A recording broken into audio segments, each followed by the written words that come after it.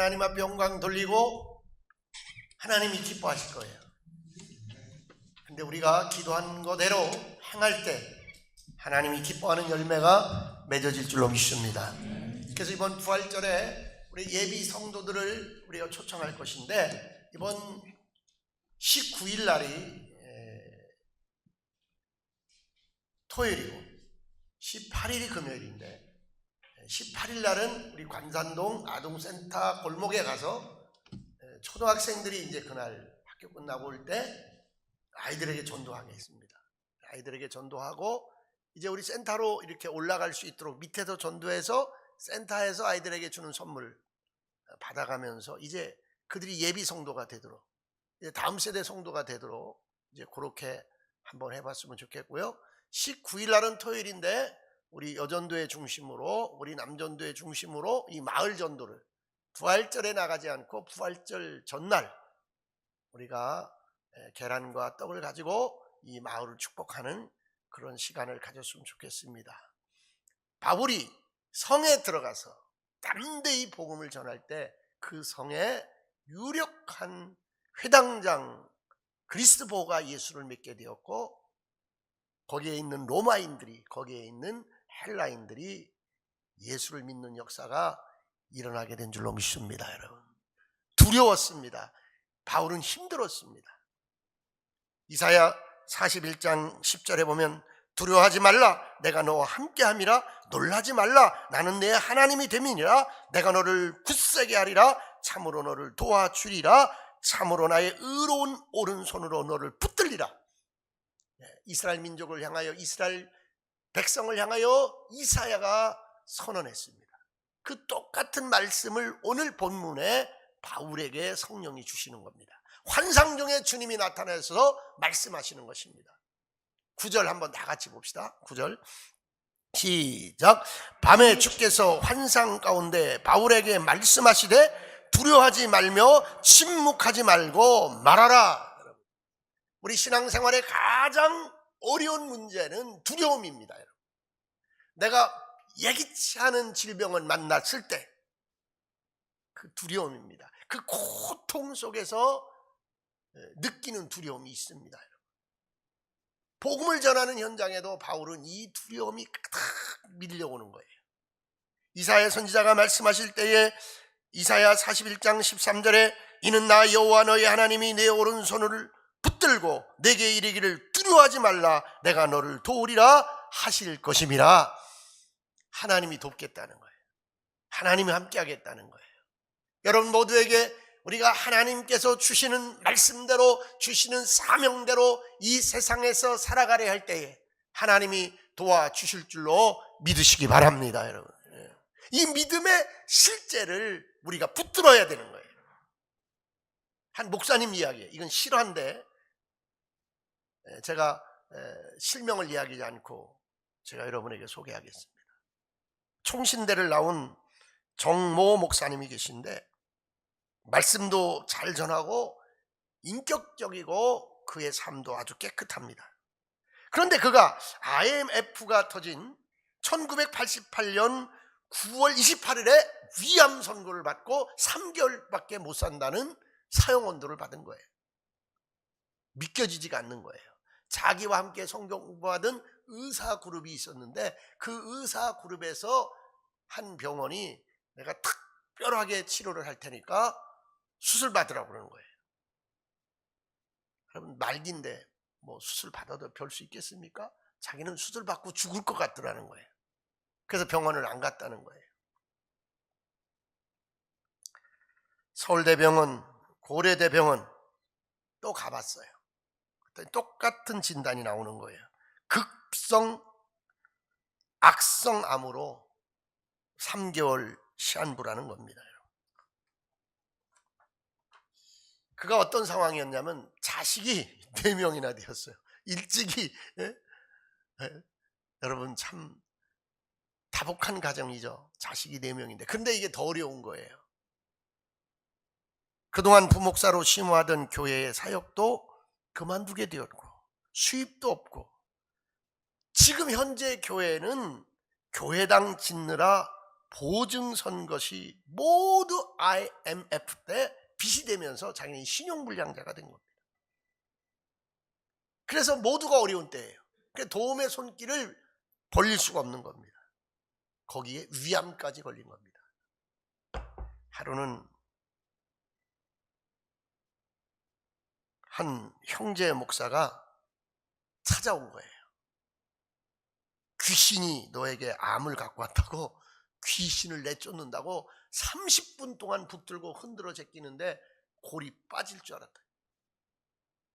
그리고 안 되니까 네가 그동안 말씀을 잘못 가르쳐서 네가 이런 병이 왔으니까 회개하라고 갔다는 거예요.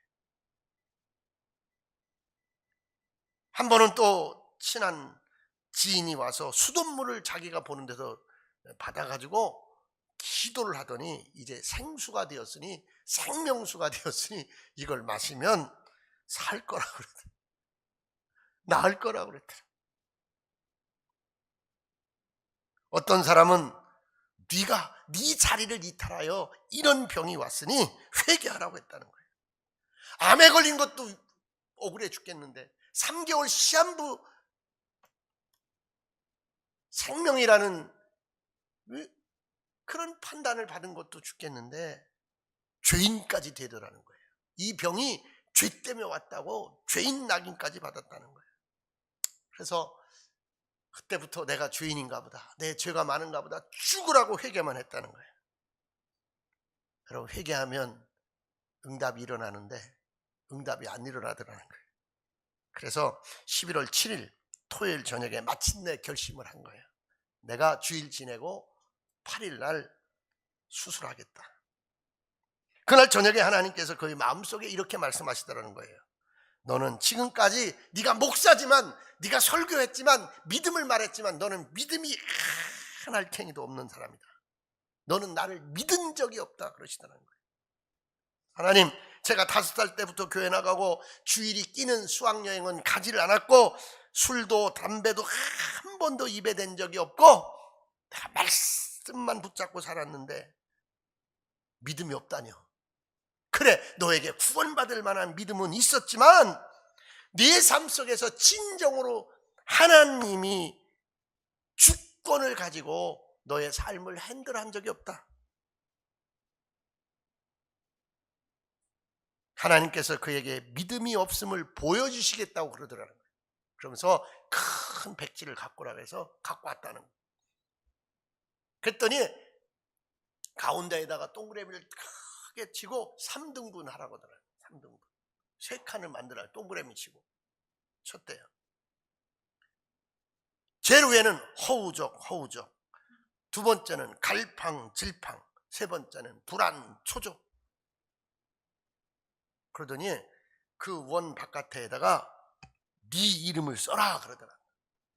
자기 이름을 딱 썼더니 바로 어려운 일 만났을 때, 힘든 일 만났을 때 갈팡질팡, 허우적, 허우적, 불안, 초조, 바로 너다. 네 평소의 모습이 그랬다. 네가 나를 의지하는 믿음이 있었냐? 자기는 항상 설교도 잘하고 교회도 건축하고 믿음이 괜찮은 사람인 줄 알았더라는 거예요. 그런데 실질적으로 자기를 보니까 죽을 병이 걸리고 죽을 일을 만났을 때 허우적거렸고 갈팡질팡했고 불안, 초조했다더라는 거예요. 여기 몇 명 보여요? 나를 포함해서 몇 명 보여? 하나님을 믿는다면 하나님이 네 믿음이 좋구나, 네 믿음이 너를 구원했구나, 믿음이 네 문제를 해결했구나, 이런 칭찬 듣는 성도 되기를 주님으로 축원합니다. 살려달라고만 기도했지 우왕좌왕 갈팡질팡 불안 초조만 했지 하나님을 신뢰하거나 하나님을 믿지 않았더라는 거예요. 맡기지 못했더라는 거예요. 삶도 죽음도 맡긴 적이 없었더라는 거예요. 여러분, 진짜 믿음은요, 어려운 일 당할 때 비로소 그 실체를 드러나는 거예요. 죽을 지경이 왔을 때 그 믿음을. 그러니까 우리 조경래 권사님 대단하신 거예요. 호흡기를 차고 살아야 되는데 호흡기를 껴놓고 교회 오잖아요. 어떤 일이 벌어질지 모르는데 그냥 예배로, 믿음으로 어려운 일 당할 때 여러분의 믿음이 웬만한 사람 같으면 들어놓았을 거예요. 웬만한 사람 같으면 그냥 가정예배 드린다고 그랬을 거예요.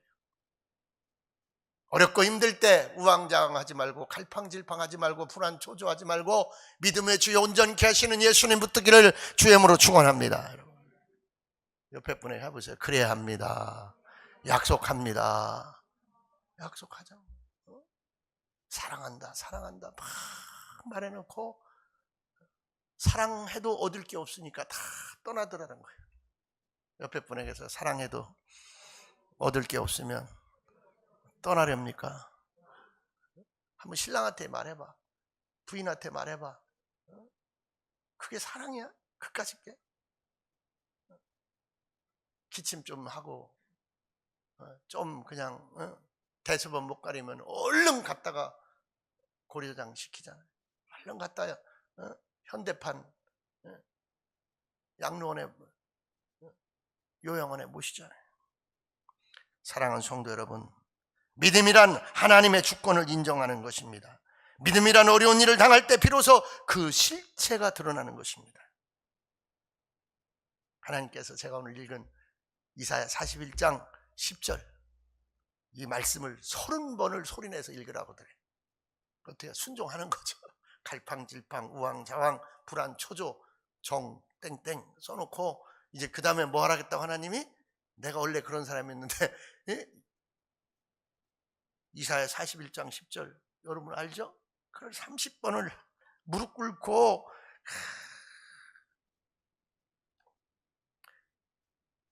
30번쯤 되었을 때 그는 대성통곡하며 회개했다는 거예요. 그랬구나. 이 말씀을 내가 수십 번 설교하고 수십 번 읽었지만 이 말씀에 대한 믿음이 나에게 없었구나. 주여 믿음을 주십시오. 나를 불쌍히 여겨주십시오. 그러자 비로소 그에게 믿음이 임했어. 두려움이 떠나고 평강이 임했어. 할렐루야.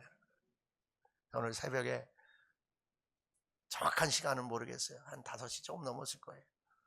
야, 설교를 마지막 이제 체크하고 컴퓨터에 앉아 있는데 막 기쁨이 막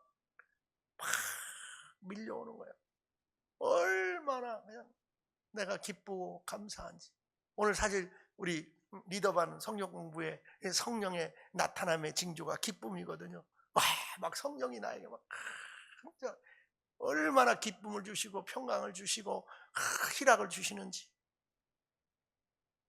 이분도 이 말씀을 30번쯤 읽으면서 회개하고 나니까 막 기쁨이 찾아오는 거예요. 기쁨이 찾아오면서 뭐예요? 죽음에 대한 두려움이 사라지는 거예요. 할렐루야. 죽고 사는 거 하나님이 하신다. 내가 망하고 흥하는 거 하나님이 하신다. 내 앞길 하나님이 책임진다. 할렐루야 여러분. 할렐루야 여러분.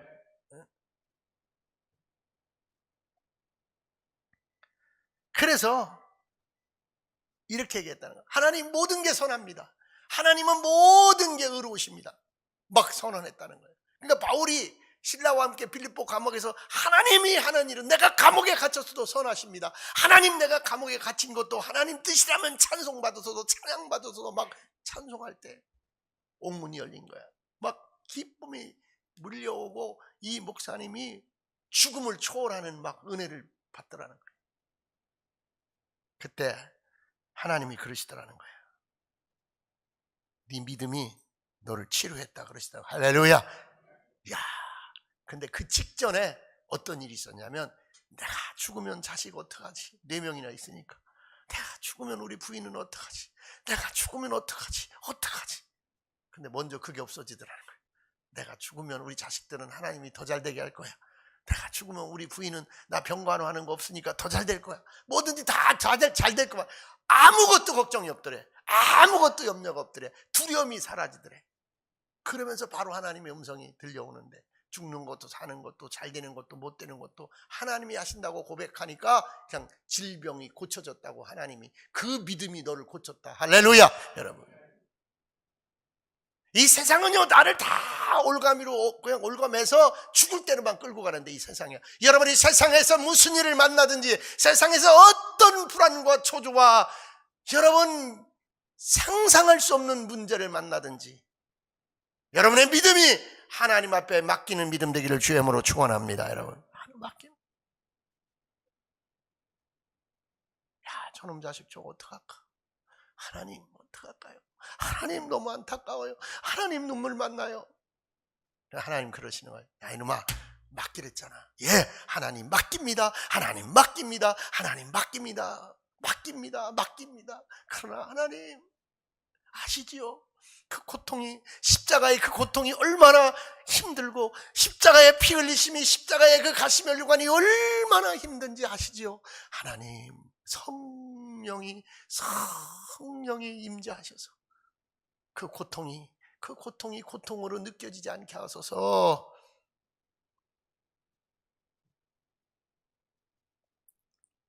이 목사님이요 5일 뒤에 가봤대요. 이 병원 가고 이 병원 가고 세 병원 똑같이 가봤대요. 여보시오, 당신 병이 깨끗이 나았어. 할렐루야. 야, 한국에서 IMF로 다 망하고 다 무너졌는데, 호주에 교수로 청빙을 받아서 호주로 가게 되고, 뭐가 있어요? 집이 있어요. 뭐 한국에 큰 부자가 대저택이 있는데, 호주는 그냥 사람을 받는 데가 아니에요. 그 대저택 관리인으로 취직해서, 명분은 관리인인데 사실은 자기가 주인이야. 지금까지 잘 살고 있다는 보고입니다. 할렐루야, 할렐루야. 여러분, 바울이 그런 지경이었어요. 두렵고 떨리고 복음을 전할 수 없는 그런 형편과 그런 처지로 지금 몰려가고 있는 지경이었어요. 왜 그랬느냐? 왜 그랬느냐? 8절 한번 다 읽어봅시다. 8절 다 같이 읽읍시다. 8절 앞에 절 시작. 또 회당장 그리스보가 온 지방과 더불어 주를 믿으며 수많은 고린도 사람도 듣고 믿어 세례를 받더라. 아멘, 아멘. 회당장 그리스보가 그리스도를 믿게 되었다. 누가? 회당장 그리스도가 아니라 그리스보. 한번 따라해보세요. 회당장 그리스보가 바울이 전하는 복음을 듣고 뭐 하게 되었더라? 믿게 되었더라. 그는 유대인이었는데 유대인에서 뭘로 왔어요? 기독교인으로 바뀐 거예요. 유대인들은요 지금까지도 그리스도가 없어요. 두려워하지 말라. 네가 복음을 전하면 그리스도와 수다한 고린도 사람들이 믿게 될지어다. 아멘. 여러분이 복음 전하면, 여러분이 믿음으로 행하면 여러분 가정에 역사가 일어날 줄 믿으시기 바랍니다. 역사가 일어날 줄 믿으시기 바랍니다. 여러분, 역사가 일어나는 거야.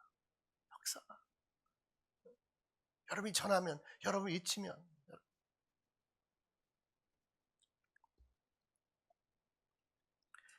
고린도전서 1장 14절에 보면 그리스도와 가이오 외에는 너희 중 아무에게도 내가 세례를 주지 아니하는 것을 감사하오니, 뭐냐면요 디모데에게 밑에 있는 동역자들에게 세례 주는 일은 다 맡긴 거예요. 말씀만 잘. 그런데 누구에게 세례를 줬어요? 그리스도와 가이오에게만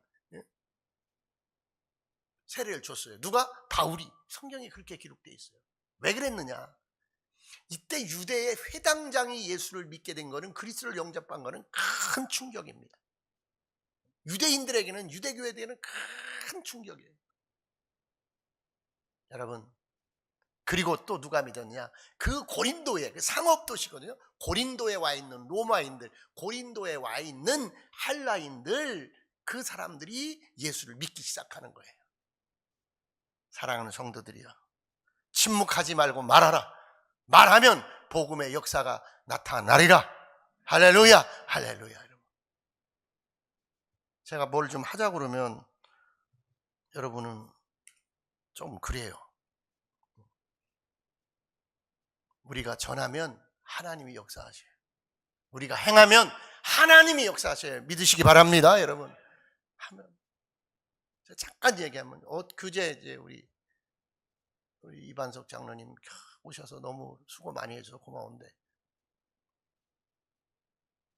제가 목사님들 150명 모여서 조찬 기도회 하게 해주세요 하고 막 기도하는데, 사실 전년도에는요 목사님들 많이 오셔봤죠. 5, 60명 그것도 안 돼요.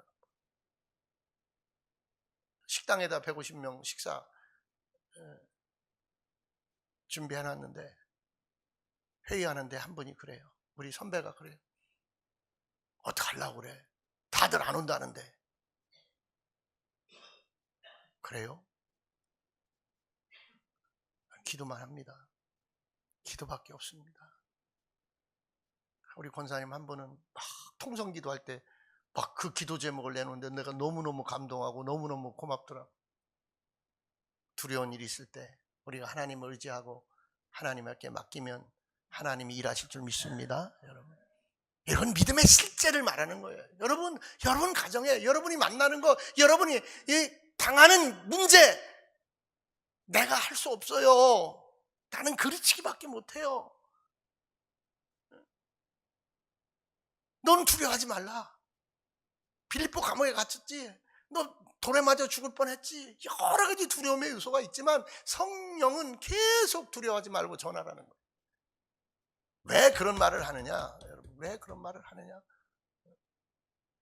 하나님이 역사하시고 하나님이 일을 하시지만 사람들이 문제인 거예요. 유대인들이 문제인 거예요. 바울을 죽이겠다는 거예요. 바울 때문에 지금 유대교가 무너지고 있는 거예요. 막 복음의 역사가 막 일어나고 있는 거예요. 6시가 됐는데 사람 20명, 20명도 안 왔어요. 7시인데. 그럼 그때 좀 많이 와야 되거든요. 근데 나중에는요 꽉 차고요. 밥 먹는 데는요 150명이 거기 다 밥 못 먹으니까 막 미리 한 50명은 저 바깥 식당으로 보냈어요. 한 250명이 왔어요. 헌금도 예년에 비해서 막 배로 더 나왔어요. 하나님은 하나님의 일을 하시는 거예요. 우리는 믿고 기도하고 순종하면 역사가 일어날 줄 믿습니다. 왜 이렇게 자꾸 내 인격과 내 수준과 내 생각으로 모든 걸 딱 그냥 막고 쳐놓고 많이 하고요. 저도 그래요. 그러나 우리 하나님이 일하시도록, 하나님이 역사하시도록 우리는 믿음을 보여야 될 줄 믿습니다. 여러분, 8절 하에 보니까 듣고 믿어 세례를 받더라 그랬어요. 왜 두려워 말라고 그러냐? 네가 두려워하는 일을 하면 네 말을 듣고 네 복음을 듣고 믿어 세례받는 일이 일어난다는 거예요. 여러분, 여러분이 전하는 복음 듣고 믿는 일이 일어나고 회개하는 일이 일어날 줄로 믿습니다. 여러분, 상상도 안 했는데 그런 일이 일어나는 거예요. 나는 그렇게 될 걸 상상도 안 했는데 그런 일이 일어나는 거예요. 전 여러분하고 좀 하고 싶은 얘기가 너무너무 많아요. 안 그럴 것 같고 안 될 것 같으니까 그냥 안 하는 거예요. 아니야, 안 될 것 같고 안 되는 거는 내가 그렇게 안 된다고 생각하는 거예요. 하나님은 내가 두려움 없이 복음 전할 때 듣는 자가 믿는 역사가 일어나고 회개하는 역사가 일어나고 세례받는 역사가 일어나는 줄 믿으시기 바랍니다. 세 번째, 두려워하지 말고 잠잠하지 말고 말하라. 9절 다 같이 읽읍시다. 9절 한번 다 같이 읽읍시다. 9절 시작. 밤에 주께서 환상 가운데 바울에게 말씀하시되 두려워하지 말며 침묵하지 말고 말하라. 아멘. 10절 시작. 10절 시작. 내가 너와 함께 있음에 어떤 사람도 너를 대적하여 해롭게 할 자가 없을 것이니 이는 이 성중에 내 백성이 많음이라 하시더라. 아멘. 아멘. 나는 이 소리 들을 때 맨날 송성은 소리도 들려. 근데 둘이 자매인가 너무나 닮았어. 목소리도 닮았네.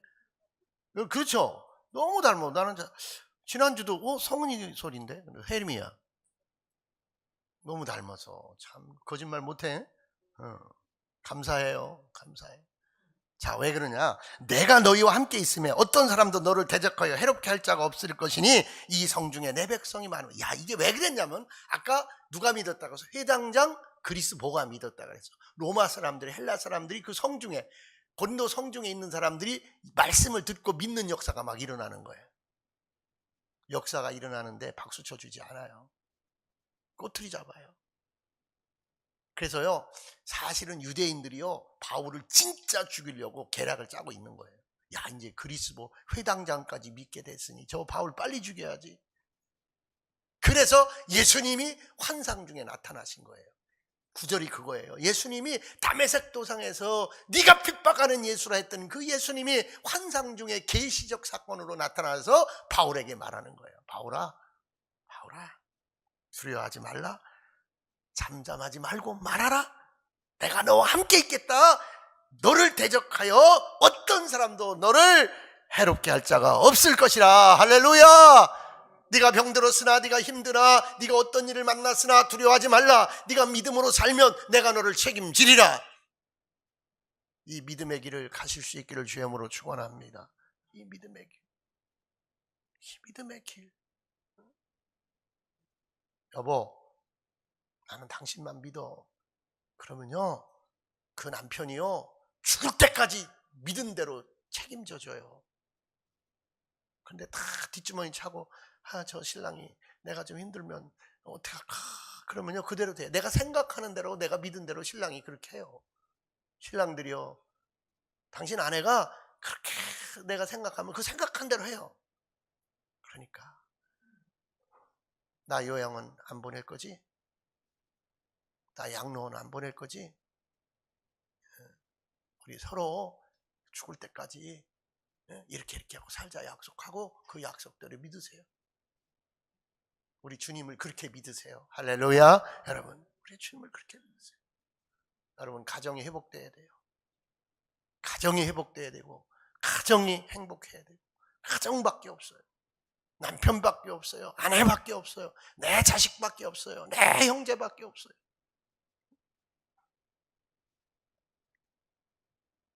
세상 사람이 부조돈은 내줄 수 있어도요, 함께 울어줄 수는 없어요. 부조돈은 내줄 수 있어도요, 함께 기뻐할 수는 없어요. 여러분, 그래서 바울에게 말하는 거예요. 지금 유대인들이 너를 해롭게 하고 너를 공격하고 너를 두렵게. 사실 바울은요, 조용히 떠나려고 그랬어요. 너무너무 고린도에서 핍박이 많고 너무너무 유대인들이 자기를 너무너무 괴롭히니까 사실 조용히 없어지려고 그랬어요. 우리가 두려워하지 말고 잠잠하지 않고 말하면 말한 대로 하나님의 역사가 일어나는 줄 믿습니다. 하나님의 역사. 그러면서 왜 그런 말을 했느냐? 보겠어요? 여러분, 10절과 11절 다시 보겠어요? 10절과 11절 시작. 내가 너와 함께 있음에 어떤 사람도 너를 대적하여 해롭게 할 자가 없을 것이니 이는 이 성중에 내 백성이 많음이라 하시더라. 1년 6개월을 머물며 그들 가운데서 하나님의 말씀을 가르치니라. 아멘. 아멘. 아멘. 한 3일 그냥 말씀 전하고 쭉 떠날 수 있어요. 그럼 뭐 두렵거나 뭐 이런 거 필요 없어요. 그냥 가면 그만이에요. 1년 6개월을 있으니 얼마나 두려웠겠어요. 얼마나 그게 보였겠어요. 예? 그 유대인의 개교와 자기를 잡으려는 그 권세자들과 얼마나 그게 보였겠어요. 그러니까 예수님이 말씀하시는 거예요. 바울아, 잘 들어. 왜요? 이 성중에 내 백성이 많으니라. 이게 무슨 얘기인 줄 아세요? 믿는 자가 많다는 얘기 아니에요. 내가 택한 자가 많다. 내가 구원하려고 내가 택정한 자가 많다. 인친자가 많다. 내 족보에 지금 생명책에 기록될 자가 많다. 네가 외치지 아니하면, 네가 복음 전하지 아니하면 이 역사는 일어나지 않는다. 이것이 네 사명이다. 네가 이 사명 안에 살 때 너는 두려워할 일이 없을 것이라. 너를 대적하고 해칠 자가 없으리라. 믿으시기 바랍니다. 당신은 맨날 돈만 달라고 그러고 당신은 맨날 잘 될 것만 하나. 근데 당신의 사명은 어디 갔냐고? 당신의 사명은 어디 갔냐고? 당신의 당신의 사명. 바울아, 네가 사명으로 살면, 네가 사명 붙들고 있으면 내가 끝까지 너를 책임지리라. 바울이 그래서 나중에 뭐라는 줄 알아요? 나는 안 죽는다고 막 담대하게 얘기해요. 왜? 자기는 로마에 가서 로마 성도들을 만나고 가이사를 만나서 복음 전해야하기 때문에 자기는 안 죽는다고 말해요. 사랑하는 성도들이요, 사명 붙잡기를 주임으로 축원합니다. 사명 붙잡으세요. 그래도 또 소용없어요. 점심 먹을 때 목사님이 이렇게 합시다. 11조 생활 제대로 한번 해봅시다. 교회가 하는 일 한번 당신 제대로 한번 해봅시다. 그럼 딴 말해요. 딴 말해. 그러면 또 사명대로 살자는 얘기인데, 그 사명을 구체화한 얘기인데 그 딴 말을 한단 말이에요. 그러니까 하나님이 책임 안 지는 거예요. 너 돈 벌게 해줘봤자 사명대로 안 살고 너 이렇게 살 거잖아. 하나님 뻔히 아는 거예요. 당신은 몰라도 당신이 돈을 많이 벌게 해주면 벤츠 사고, 당신 한 달에 한 번씩 유럽 가고, 당신 한 달에 한 번씩 동남아 골프 치러 가고, 그거 하나님 다 알아. 그러니까 안 주는 거예요. 한번 다 같이 해보세요. 내가 돈 못 버는 거는 사명이 없기 때문이다. 또 나더러 이단이라고 하지 말고 이걸 잘 새겨들어. 하나님이 미리 알고 있어. 그러니 여러분, 바울처럼 이 백성에, 이 성중에 내 백성이 많다. 네가 복음 전해서 구원해야 될 내 백성이 많다. 여러분이 복음 전하면, 여러분이 사명 감당하면 여러분을 하나님이 책임지고 이 성을 하나님이 축복할 줄 믿습니다. 사랑하는 자여, 그리스도와 고린도 사람들이 믿은 것처럼, 듣고 믿어 세례받은 것처럼 두려워 말며 잠잠하지 말라. 하나님이 책임질 줄 믿습니다. 하나님이 책임지는 인생의 주인공이 됩시다. 아멘? 아멘. 기도하겠습니다. 하나님, 바울처럼 살길 원합니다.